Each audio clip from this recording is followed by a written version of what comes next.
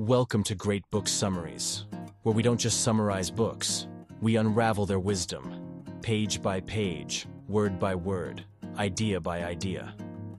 In today's journey, we explore not how to make more money, but how to think about money, a topic more emotional than logical, more human than mathematical.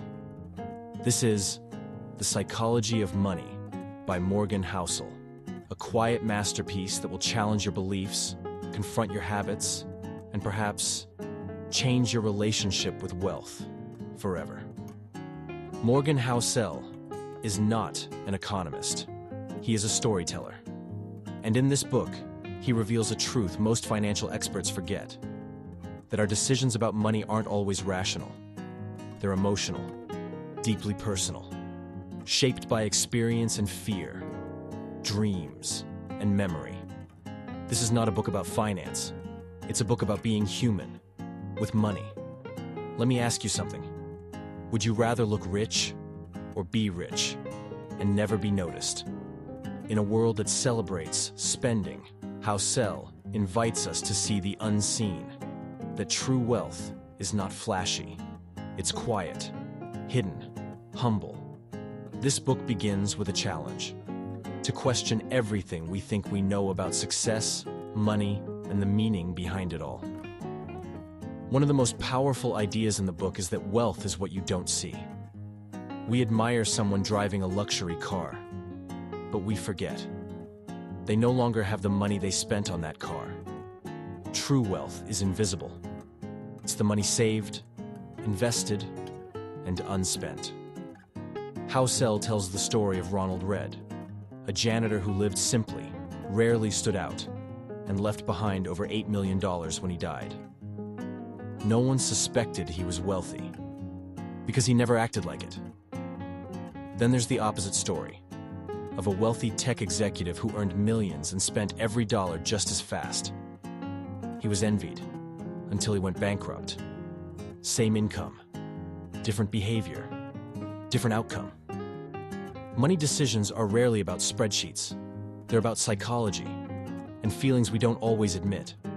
Fear, envy, pride, and insecurity.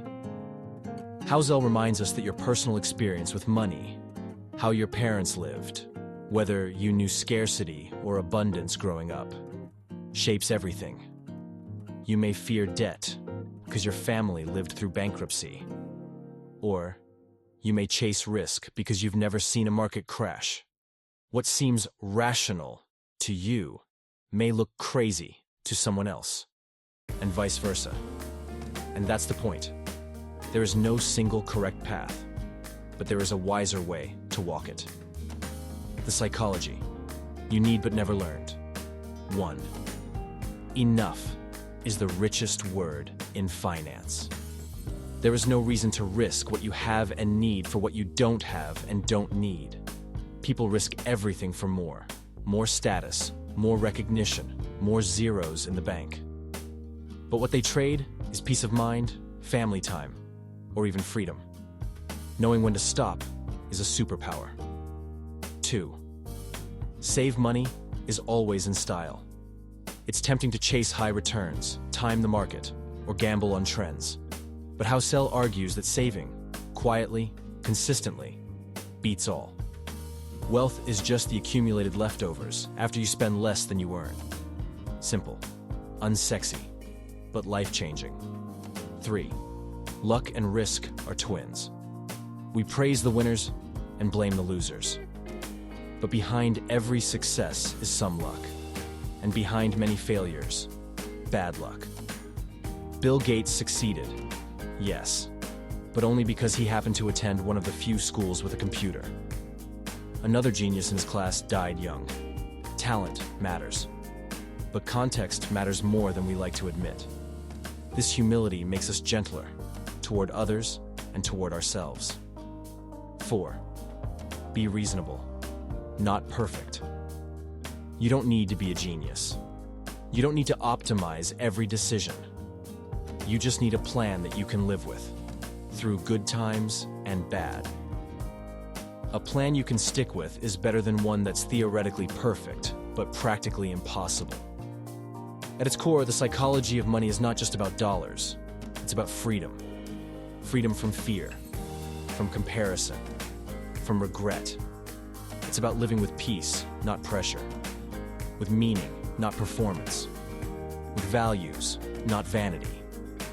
Because in the end, money is a tool, not the purpose. And the richest life is often the one lived quietly, thoughtfully, and intentionally.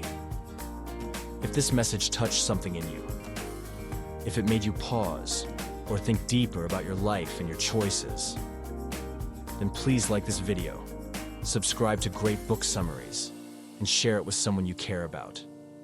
Here, we believe in wisdom that whispers, not shouts.